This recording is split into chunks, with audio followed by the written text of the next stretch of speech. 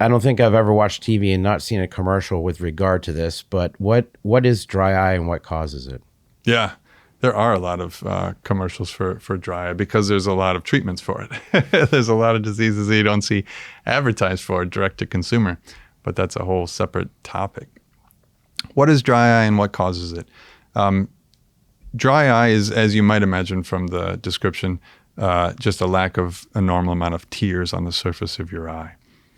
Then the question is, why do you not have as much tears as you should have?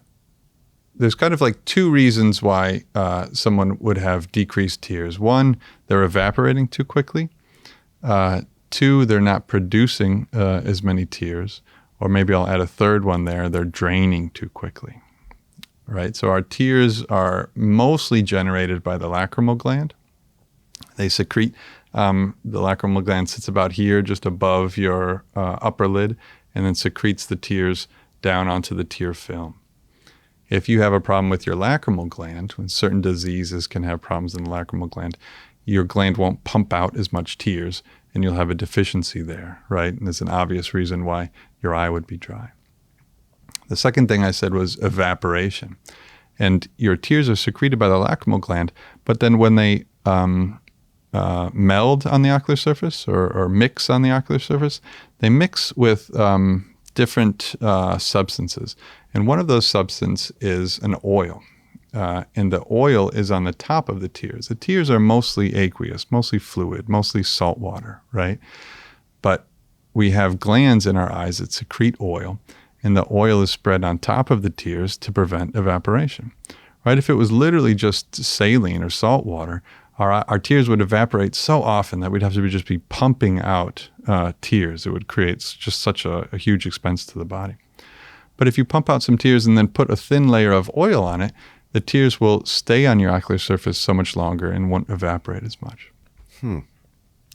There's a third layer of tears also that's called your mucin or mucoid layer, which is a bit of mucus on the bottom of the tears that allow it to move around a lot. You can imagine if you just drop a teardrop of water on your ocular surface, it might stay right there on the side of the nose or the other side.